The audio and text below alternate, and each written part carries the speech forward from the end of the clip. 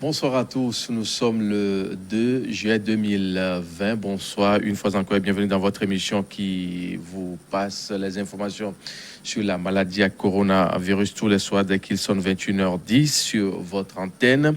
Aujourd'hui, nous allons aborder ce thème Covid. Plus de 160 000 cas par jour dans le monde depuis une semaine selon les statistiques de l'Organisation mondiale de la santé.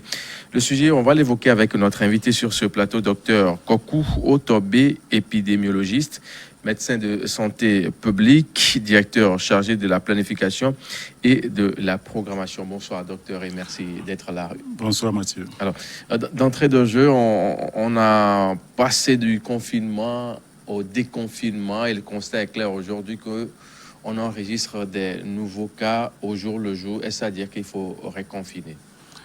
Merci beaucoup. Pour le moment, l'évolution du nombre de cas n'indique pas qu'on doit passer à un reconfinement. On peut considérer que l'épidémie le contrôle, l'évolution de l'épidémie est stable, à part les 149 cas qu'on a observés une semaine qui étaient concomitantes à un événement. Jusque-là, les 4 dernières semaines, on était autour d'une trentaine de cas, hormis la semaine dernière où on a eu plus de 110 cas liés à une découverte de cas dans une entreprise donnée. Parfait. Alors, on dit 160 000 cas par jour. C'est pas aussi beaucoup? Oui, c'est un chiffre élevé si on considère par rapport au début de l'épidémie aujourd'hui. 160 000 cas dans le monde globalement, ça montre que l'épidémie est en cours d'évolution. Oui. La maladie s'accroît de jour en jour et cela doit attirer l'attention de chaque personne. Nous sommes tous menacés par cette maladie. Alors, si on considère le dimanche passé, on a atteint un pic jamais égalé. On était à 189 000 cas dans le monde. Jamais on n'a atteint ce cas durant les 6 mois d'évolution de l'épidémie. Et comment cela peut être expliqué? Cela s'explique par la maladie elle-même. C'est une maladie infectieuse. Et dès qu'il n'y a pas une nouvelle maladie, les populations ne sont pas encore protégées, n'ont pas encore d'immunité contre la maladie. Donc ça veut dire que s'il n'y a pas encore de vaccin, le nombre de cas va continuer à croître si les dispositions ne sont pas prises pour limiter les contacts entre les personnes, si les dispositions ne sont pas prises pour limiter le pouvoir de transmission de la maladie d'une personne à une autre. Est-ce qu'on peut limiter vraiment le contact entre les personnes quand on sait que à travers le monde aujourd'hui, on parle bien sûr d'apprendre à vivre avec la maladie?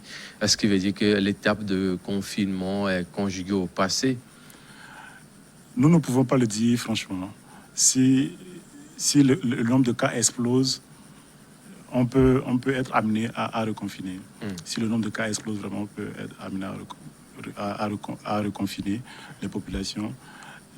Ce qu'on peut faire actuellement, c'est le respect des mesures barrières qui peut freiner, briser la chaîne de transmission de la maladie en attendant de trouver un vaccin qui peut nous permettre de nous protéger contre cette maladie.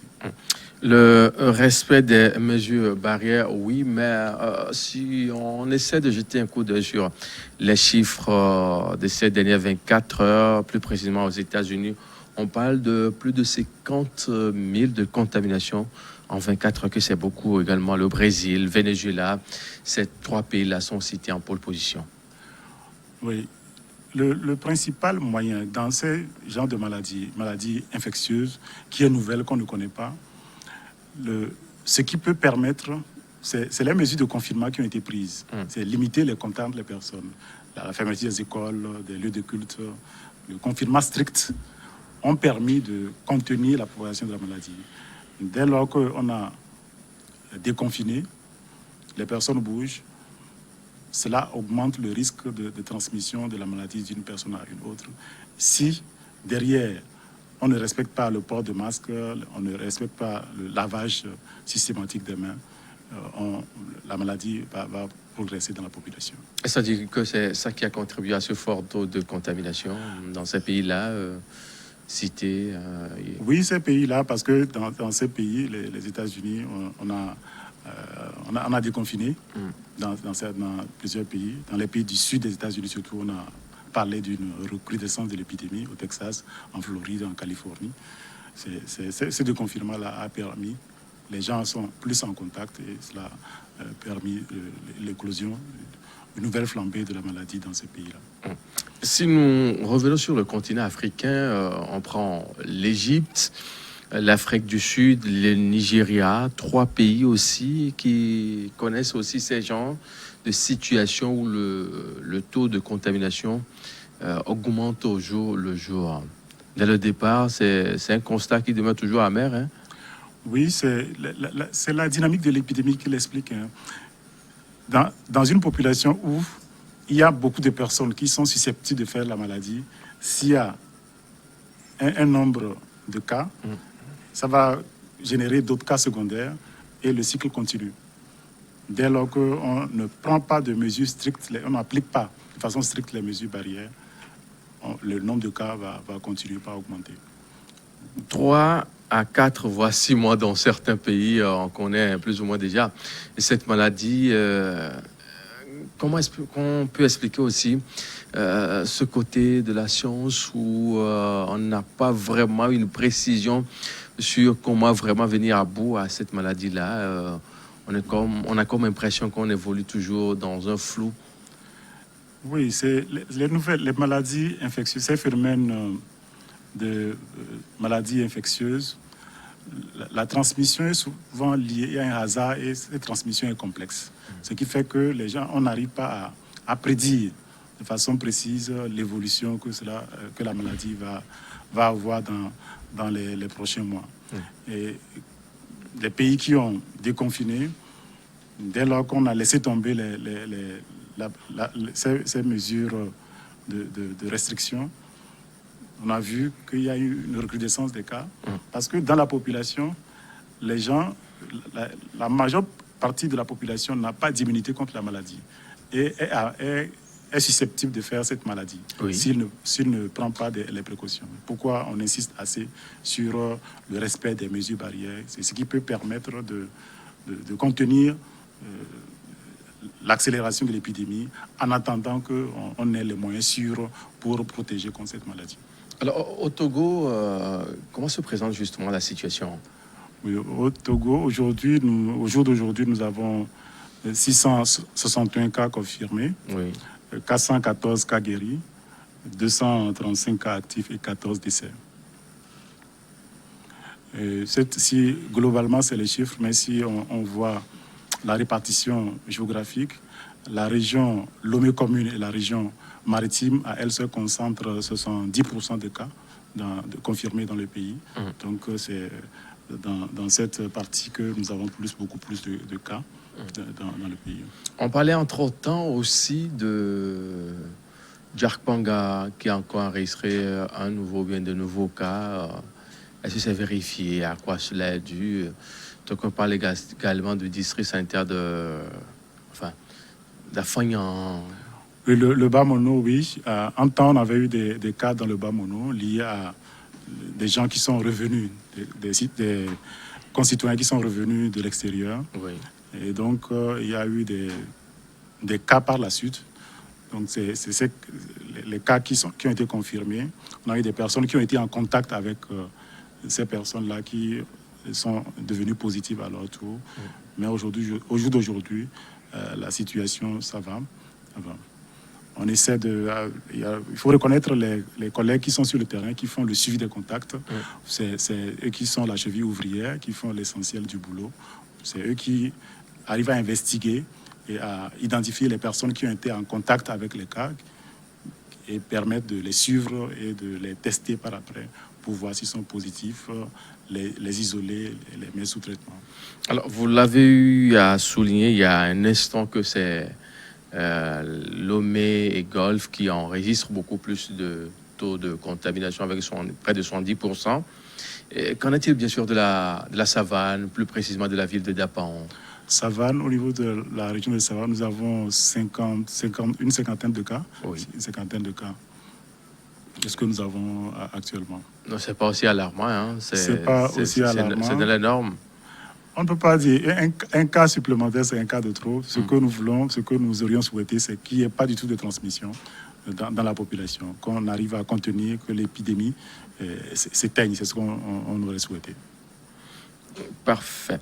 On sait que les pays africains, depuis un moment, ont commencé par rouvrir les frontières, ça et là. Et la dernière sortie en date, c'était bien sûr il y a 24 heures, ce 1er août, le président sénégalais a ouvert enfin l'espace aérien au vol, ça et là. Est-ce qu'on n'est pas tenté de dire que le pire est encore derrière? Le Togo aussi est également en voie de rentrer dans la danse. Non, pour le moment, on ne peut pas dire que le pire est derrière nous. Si on voit l'évolution de la maladie dans le monde, et en Afrique aussi, hein, parce qu'au jour d'aujourd'hui, on est à plus de 10 millions de cas dans le monde, et plus de 500 000 décès. Mais la région Afrique de l'OMS devient la 5e région la plus touchée. Nous sommes à plus de 300 000 cas en Afrique. La région, le Pacifique occidental, où l'épidémie est née, est autour de 200 000 cas. Ce qui veut dire que la maladie est en train de progresser. C'est des chiffres fiables quand même? C'est des chiffres fiables. C'est les chiffres communiqués par les pays à l'OMS. Les statistiques de l'OMS sont des chiffres transmis, validés par les autorités compétentes des pays qui sont envoyés au niveau de l'OMS. Ça veut dire que nous devons... on va ouvrir, c'est vrai qu'on va ouvrir les frontières, le trafic aérien, parce que l'épidémie a des conséquences terribles sur la société, l'économie et la psychologie des personnes. Il faut rouvrir, mais derrière, il faut prendre les précautions pour que les gens ne se contaminent pas, pour que on n'assiste pas à une accélération de l'épidémie dans les pays, qui entraînerait des conséquences plus graves encore pour les pays. On a écouté le colonel Yamalata qui a dit qu'on ne va pas attendre jusqu'à avoir 0 cas avant de procéder à la réouverture de l'aéroport international Gnassingbé Eyadema de Lomé. Qu'est-ce qui est fait dans ce sens-là en matière de riposte ou bien pour mieux circonscrire la maladie dans tout son ensemble? Merci beaucoup, Mathieu. Au niveau, en prélude de la réouverture, il y a un laboratoire qui est installé au niveau de l'aéroport. Tous les passagers qui viendront seront testés pour savoir s'ils sont porteurs de la maladie ou pas. C'est déjà une grande avancée pour permettre de contrôler l'épidémie dans le pays. Donc c'est ce qui est fait, hein? C'est ce qui est fait actuellement. Il y a un laboratoire qui est mis en place au niveau de l'aéroport. Alors, depuis un certain moment, il y a cette information concernant bien sûr la prise en charge, bien sûr, de ces Togolais qui vivent à l'étranger, qui souhaiteraient rentrer officiellement, que la prise en charge en soi n'est plus gratuite comme vous l'avez eu à le faire au début de cette maladie à coronavirus. Est-ce que l'information est vraiment vérifiée? Oui, l'information est vérifiée parce que tout ne pourra pas être gratuit. On ne pourra pas s'en sortir. Ceux qui veulent rentrer au pays, il faut quand même qu'ils mettent la main à la poche pour leur prise en charge. Les tests seront à l'heure. Les tests de diagnostic qu'on va réaliser, tests de dépistage à l'aéroport, seront à la charge de... On parle de 300 à 500 000 francs par personne. Ça, c'est la durée. Je crois que cela couvre la période l'isolement, la période d'isolement. Oui. Donc, il y a tous les frais inclus ou comment? Ce que je peux préciser, c'est les frais liés, tout ce qui est nécessaires pour leur prise en charge durant cette période de 14 jours pour l'isolement. C'est ces frères-là qui... À supposer que je suis à l'extérieur, je veux rentrer avec ma femme et mes 4 enfants. Si on fait un peu les calculs, c'est pas un peu trop pour un Togolais qui souhaiterait quand même en bénéficier, un tant soit peu, bien sûr, de certaines largesses de son pays, ou bien revenir au pays quand même en ce temps de crise pour se sentir plus ou moins à l'aise en matière de prise en charge. Le gouvernement a fait des efforts pour remettre le prix à ce niveau. C'est la contribution qui est demandée aux concitoyens, aux compatriotes qui veulent retourner au pays. Est-ce que cela ne va pas faire de temps en temps que la personne peut quand même choisir de descendre dans un pays voisin et emprunter des voies qui ne sont pas vraiment officielles quand on sait qu'on a des frontières. Non, je ne pense pas, Mathieu. Je ne pense pas. Parce qu'il y a un débat qui s'est créé autour de cette affaire-là. Je ne pense pas. Alors, au niveau de la sous-région, qu'est-ce qui est fait en matière de la riposte et bien sûr de la prise en charge dans l'espace CEDEAO? On sait que depuis un moment, l'information aussi circule concernant la réouverture des frontières dans l'espace CEDEAO. Qu'est-ce qui est fait dans ce sens en matière de la prise en charge si jamais, on assiste à des fortes au Sahel là, dans les pays qui ont en commun cet espace-là? Non, je crois que chaque pays a organisé la riposte à son niveau. Chaque pays organise. Est-ce que ce sera efficace? Non, les pays, ce sera efficace parce que si on prend les systèmes de santé, les pays sont en contact et peuvent gérer, partager les informations pour gérer les cas de Covid-19 éventuellement. Nous sommes en contact avec nos confrères béninois ou bien ghanéens. Il y a un partage d'informations quand même au niveau technique entre les pays. Un partage d'informations au niveau sous-régional. On va essayer de jeter un coup d'œil sur la situation en la date, bien sûr, du 1er juillet 2020. Ouais.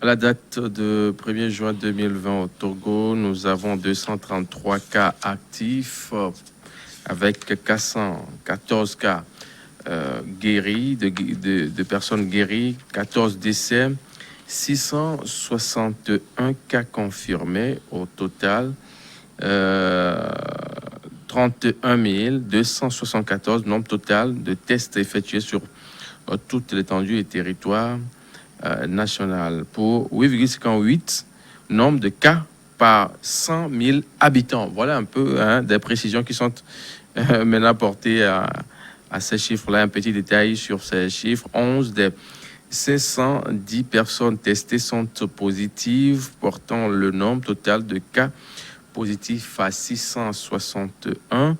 Ces 11 personnes dont les âges sont compris entre 20 et 85 ans se répartissent comme suit.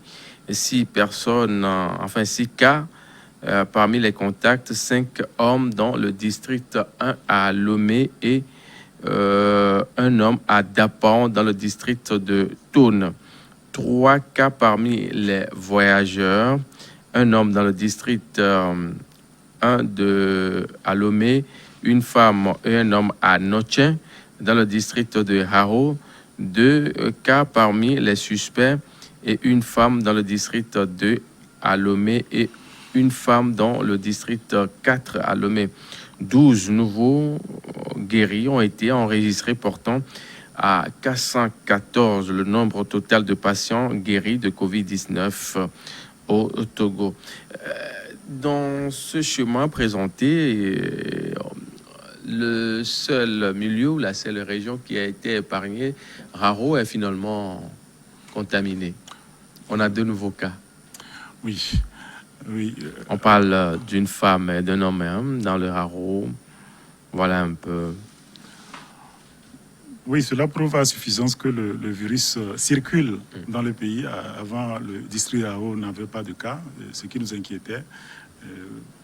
On sait qu'à partir de Lomé, l'épidémie a diffusé dans tout le pays, mais aussi à travers les voyageurs qui arrivent de part et d'autre, de part et d'autre, les frontières septentrionales ou bien le Bénin ou bien le Ghana.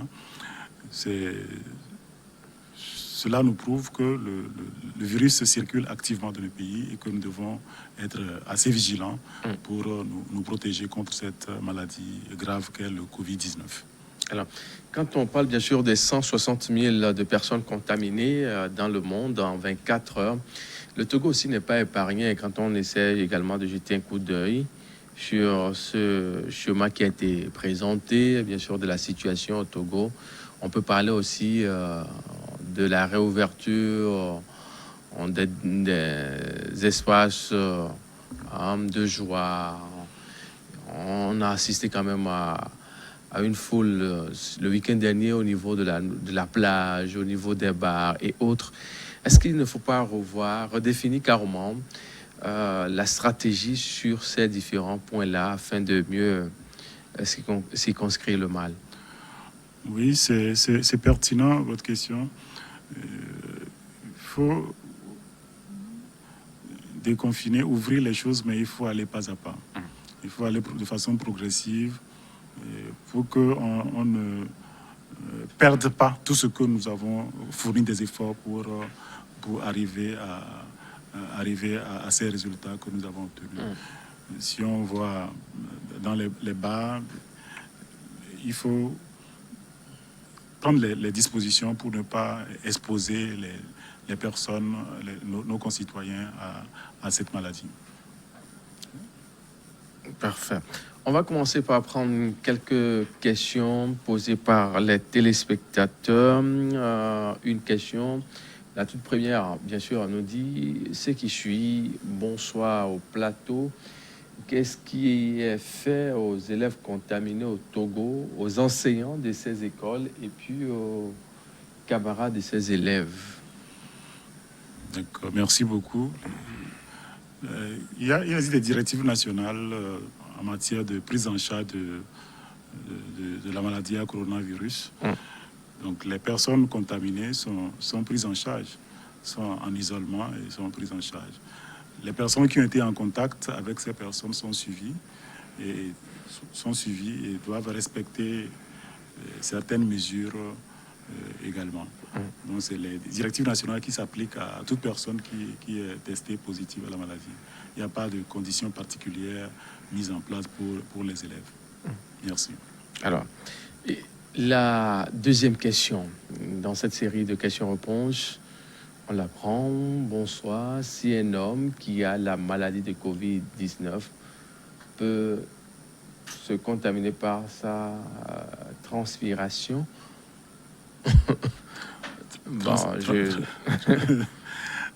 Non, les voies de contamination, on l'a déjà, on le sait, hein, c'est dans les gouttelettes qui sortent de notre bouche ou bien de notre nez lorsqu'on tousse, lorsqu'on éternue, lorsqu'on parle, ou bien lorsqu'on a été en contact avec quelqu'un qui a la maladie. Le fait de serrer la main avec quelqu'un, pourquoi on a interdit de se serrer les mains, parce que les mains peuvent être contaminées. Nous portons souvent les mains à nos yeux, à notre bouche ou bien au nez. Si on est porteur de la maladie, on peut, si on manipule, si on porte la main à ces orifices ou bien à ces endroits-là, on peut porter le virus, on peut le transmettre à quelqu'un d'autre. Pourquoi on a interdit de ne plus se saluer, se serrer les mains, de ne plus faire les embrassades, etc. Ok. Parfait.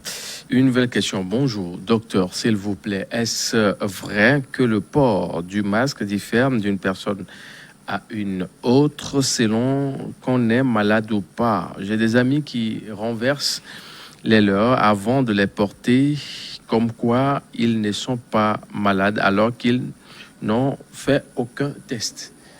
Je pense que la personne veut faire allusion au masque chirurgical, ça. Oui, les masques chirurgicaux sont en principe destinés à utiliser dans les structures hospitalières. Maintenant, ce qui sont en contact, travaillent dans une zone à haut risque, ils doivent porter les masques FFP2 ou bien N95. Essentiellement ça. En ce qui concerne le port. Le port du masque, Oui. Ce que nous pouvons dire, c'est il n'y a pas de considération. Le masque est conçu de telle façon que vous le portez. Habituellement, la partie bleue qui est à l'extérieur, ça dépend de la partie bleue qui est à l'extérieur. Habituellement, c'est comme ça qu'on le porte. Parfait. Bonjour, je suis Kossi depuis Avepozo. Je voudrais savoir si Covid-19 peut être contracté dans une piscine. Je pense que c'est une seconde fois que ce genre de question revient.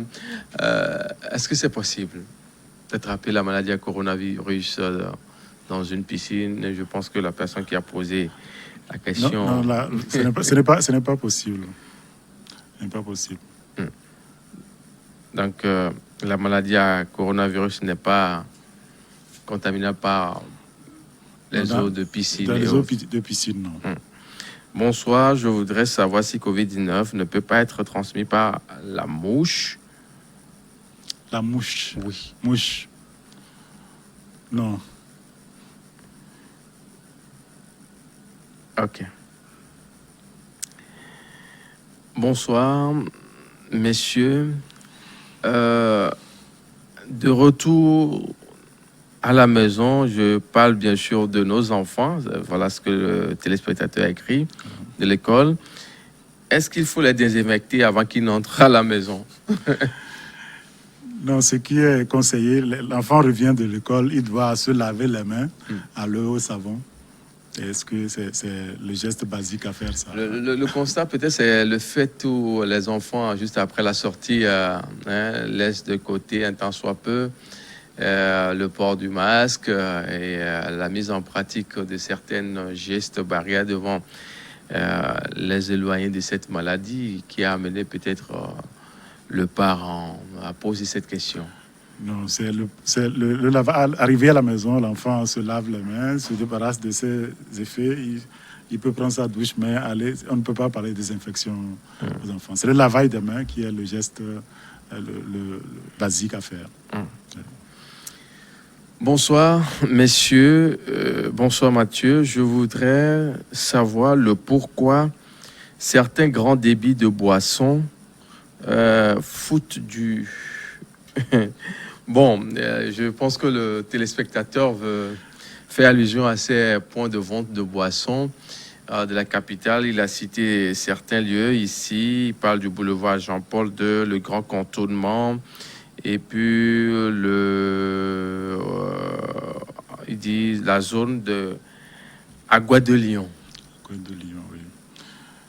Oui, le problème de bas, nous devons appeler les tenanciers de bar à respecter les mesures édictées par le gouvernement pour que la maladie ne se propage pas. Si la maladie, si on arrive à demain ou bien quelques semaines à des dizaines de milliers de cas, on va fermer tout. On sera obligé de reconfiner. Alors que si nous sommes disciplinés en respectant les mesures barrières, nous pouvons gérer jusqu'à ce qu'on trouve un vaccin qui protège l'ensemble de la population. Justement, parlant bien sûr de ce vaccin-là, ça va encore prendre du temps, hein? Oui, le vaccin, ça va prendre du temps, selon les discussions que nous avons eues il y a 2 semaines. Les premiers vaccins peut-être vers la fin de l'année 2020, mais c'est en 2021. C'est en 2021. Probable qu'en 2021, on aura un bon vaccin. Un vaccin efficace. Mais entre-temps, il y a une information là qui circule qu'il y a une lueur d'espoir à l'université.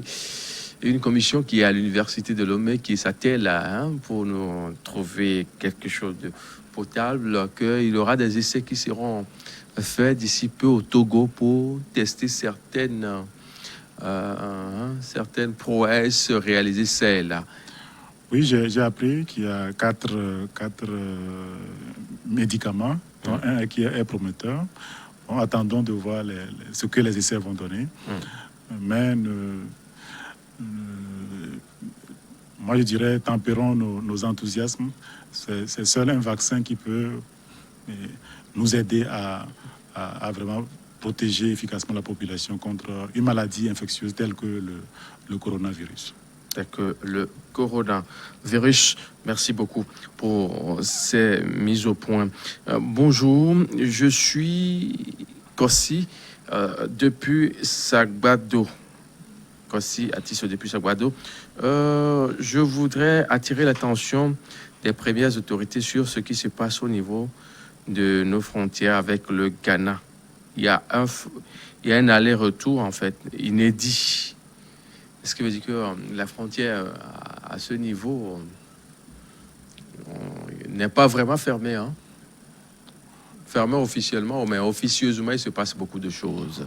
Oui, nous tous nous connaissons la situation de la frontière entre le Togo et le Ghana, où c'est les gens ont leur maison de l'autre côté. De l'autre côté, hein. Ça, on a assisté à ces genres de mouvements. Mais il faudrait qu'on continue par sensibiliser les riverains du respect des mesures barrières et des précautions à prendre pour ne pas propager la maladie aussi bien au Togo que de l'autre côté au Ghana.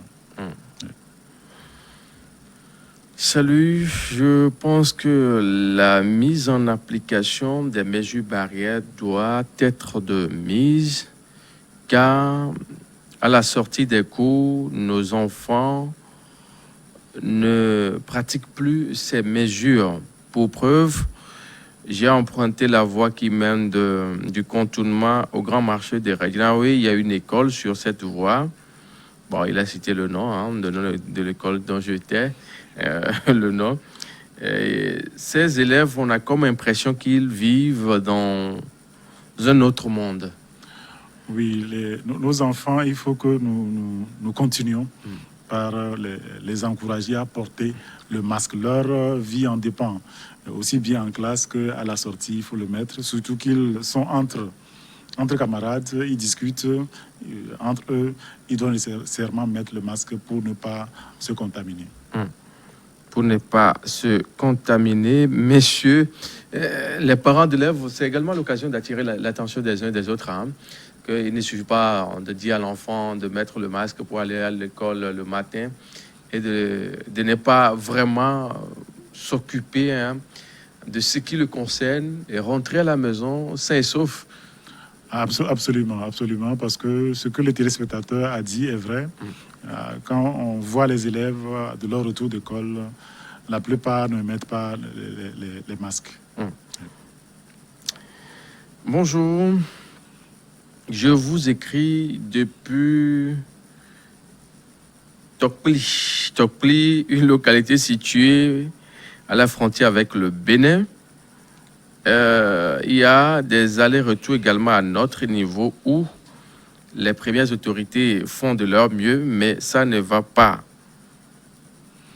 Oui, merci beaucoup. Les autorités locales aussi doivent jouer leur partition pour aider à ce que quand on sait que ces autorités-là font de leur mieux, et puis il y a toujours des...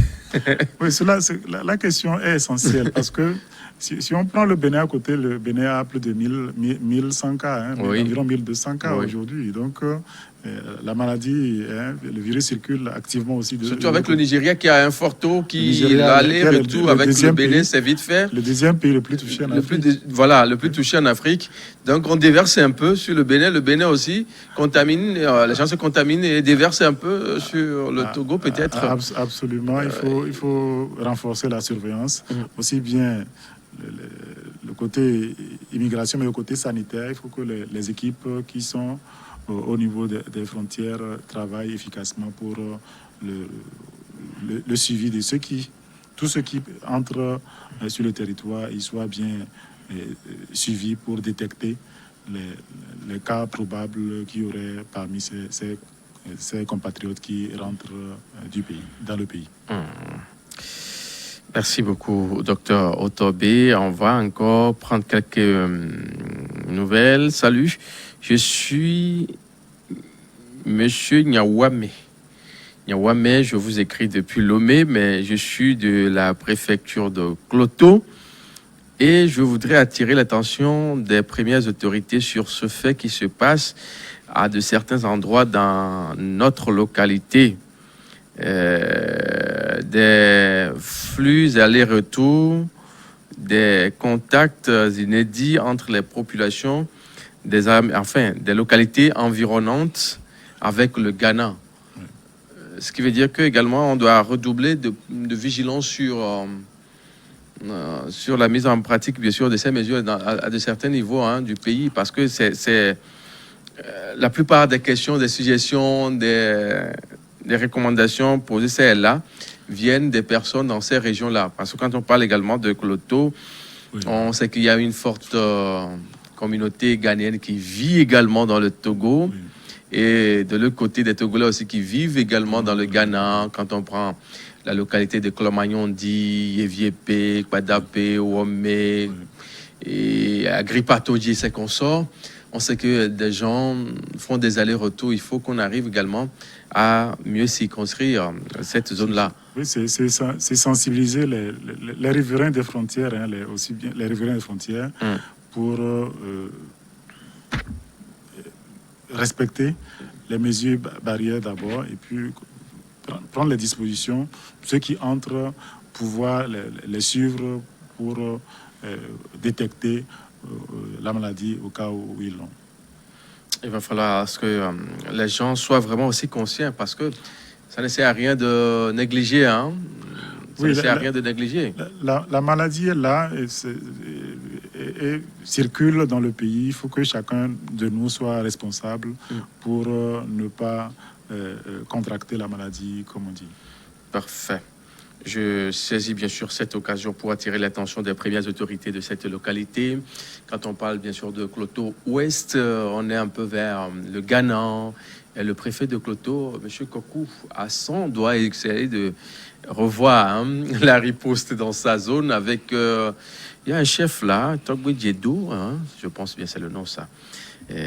Essaie également de coordonner les actions dans votre localité. Nos amis de Clomayondi, Padapé, Ouomé, Yéviépé, Agripatodji, jusqu'au Ghana, Arlon et ses consorts. Parce que ceux qui sont au niveau d'Arlon, en 2 minutes, on est dans le Ghana. 2 minutes même, c'est trop. Oui.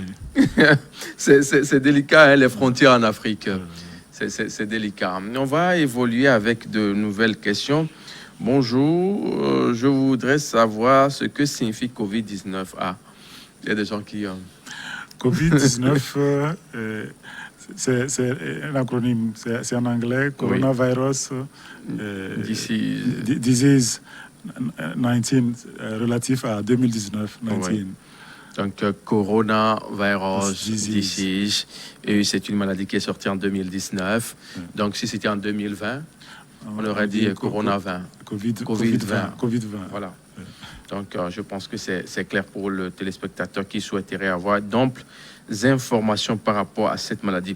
Mais, docteur, dites-nous, à l'heure actuelle où on parle sur ce plateau, est-ce que vraiment les mesures barrières édictées par le gouvernement, enfin, en matière de la riposte, nous étions le 1er avril, ça fait bientôt, déjà 3 mois que le chef de l'État était face à la nation dans un discours, à attirer l'attention des uns des autres, afin qu'on puisse arriver à bout à cette maladie, à coronavirus. Est-ce qu'on peut dire aujourd'hui que tout va bien? S'il fallait dresser un bilan en matière de la riposte, est-ce que ça va? Le Togo a été quand même à la taille, ça va dans tout son ensemble? Oui, le Togo a bien géré la maladie à coronavirus. Si on voit l'évolution de la maladie, aujourd'hui nous sommes à 661 cas. Si on voit le nombre de cas par semaine, ça va. L'évolution est stable. On n'a pas une forte recrudescence des cas. La gestion du Togo est assez bonne. Le Togo est assez bonne. Mais qu'est-ce qu'il reste à faire? Ce qui reste à faire, c'est que nous... C'est ça qui nous intéresse beaucoup plus. Ce qui reste à faire, c'est que nous demeurions disciplinés et responsables en respectant les mesures barrières, le port de masque. Cela est important. C'est ça qui diminue le risque de transmettre la maladie à quelqu'un ou d'avoir la maladie soi-même. Le port de masque est très important. Le deuxième aspect, c'est le lavage, se laver régulièrement les mains à l'eau et au savon, le respect de la distanciation physique. C'est ces mesures-là qui permettent de limiter la propagation de la maladie. C'est ces mesures qui sont essentielles à respecter au jour d'aujourd'hui. Est-ce que, au début, on a quand même senti qu'il y avait une prise de conscience aussi catégorique, hein? On ne demande plus aux gens de faire ci, de faire ça. Mais quelques temps après, 2 mois après, on a comme l'impression que les gens sont un peu fatigués. Se laver les mains, même on dit, c'est bon quoi. On en a marre avec cette maladie. Oui, c'est un relâchement qui s'est fait au fil des semaines. Mais nous devons, ce que nous connaissons aujourd'hui de la maladie doit nous inciter à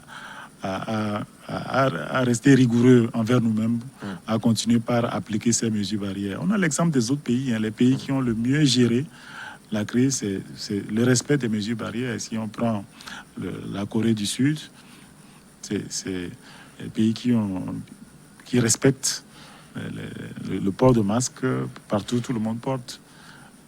C'est ça qui a permis de contrôler la maladie. N'empêche que dans l'évolution de la maladie, il peut arriver qu'il y ait une nouvelle flambée. Oui. Parce que nous ne sommes pas... On prend le cas du Togo, il y a 661 personnes qui sont confirmées positives sur 8,5 millions d'habitants. C'est rien du tout. Ça veut dire que la maladie peut aujourd'hui, si on laisse tomber les mesures barrières, la maladie va s'accélérer rapidement dans les pays. C'est pourquoi nous insistons qu'il est important que chacun d'entre nous respecte ces mesures barrières pour ne pas se contaminer par cette maladie. On va prendre encore 2 questions pour clôturer cette émission en toute beauté. Bonsoir, docteur. Qu'en est-il des 50 doses de Covid Organix que vous avez eues entre-temps? Oui, les essais sont en cours, mais je ne saurais dire sur ce plateau quel en est le résultat. Merci. Parfait. Les essais sont en cours pour celui ou celle qui a posé la question. On y arrivera forcément dans les jours qui viennent. On va poser quelques questions pour mieux cerner ce qui a été fait, les résultats, ce que ça a donné de concret dans les jours qui viennent. Une question. Bonsoir. Les médecins cubains sont toujours là ou ils sont déjà repartis? Puisque dans certains reportages sur certains médias internationaux, on voit certains qui sont rentrés d'autres pays. Merci beaucoup. Bon, au jour d'aujourd'hui, sincèrement, je n'ai pas la réponse. Je ne sais pas s'ils sont partis, mais c'est ce que j'essaie de la médecine cubaine, c'est l'une des meilleures au monde. Ils sont bien organisés, ils apportent leur assistance à tous les pays du monde. Quand on prend la maladie à virus Ebola en 2014, les Cubains ils étaient nombreux à assister la Sierra Leone, la Guinée et le Libéria. Ce qui veut dire qu'il peut être toujours là. Hein, oui. On va creuser l'information pour avoir le connaître, informer le téléspectateur dans les heures qui viennent. En termes de conclusion, puisque nous tendons vers la fin de cette émission, on a au plus 3-4 minutes pour se séparer sur ce plateau. 160 000 cas positifs en 24 heures. Est-ce qu'on peut arriver à diminuer ce chiffre-là, avoir une diminution de ce chiffre-là ou bien une augmentation dans les jours qui viennent? On ne peut pas le dire. Il peut arriver que ce chiffre augmente, puisque si on voit... Ça va augmenter, hein? Ça peut augmenter. Dès lors qu'il n'y a pas on n'a pas de vaccin disponible aujourd'hui, si les gens ne respectent pas bien les mesures barrières, le nombre de cas va augmenter. On sait aujourd'hui que c'est dans les Amériques qu'il y a les Amériques qui constituent le principal foyer aujourd'hui avec les États-Unis. Mais quand on sait que les États-Unis sont un État continent, est-ce qu'il y a lieu vraiment de paniquer ou de dire que les chiffres augmentent? On a plus de 45 États, 50 États. Hein. Les chiffres augmentent. Et ça doit inquiéter. Ça doit inquiéter. Si on voit le 160 000 cas en 24 heures, si on voit les pays, on regarde en détail les principaux pays pourvoyeurs, on voit qu'il y a le Brésil, il y a Pérou, il y a Mexique. Les États-Unis, on les parle de États-Unis, 50 000 cas en 24 heures. Mais même en Europe, hier, je crois qu'il y a eu environ 27 000 cas avec la Russie, le Kazakhstan qui constituent les deux pays qui notifient encore beaucoup plus de cas. Oui. Il reste les pays du Moyen-Orient où on a aussi des milliers de cas. Donc l'épidémie continue. Cela doit nous alerter pour que nous puissions continuer par respecter les mesures barrières strictement pour briser la chaîne de transmission. Il faut respecter les mesures barrières, les seuls remèdes. C'est le seul remède qui peut nous permettre de gagner du temps en attendant que un vaccin n'arrive. Merci, docteur Otobé. C'est moi qui vous remercie, Mathieu. Bon retour. Merci beaucoup. Mesdames, messieurs, merci de votre fidélité à notre antenne. C'est ainsi que nous marquons bien sûr la fin de cette émission. Et nous disons merci à tous ceux qui, de près ou de loin, nous ont suivis jusqu'à la fin. Et merci également à ce téléspectateur qui s'est dit content et joyeux parce que le nom de son milieu Agripatodi a été cité dans l'émission. Merci à vous aussi qu'il est d'Agripatodi. Ça, c'est dans le Cloto ouest, un peu vers le Ghana. Merci bien sûr et à très vite.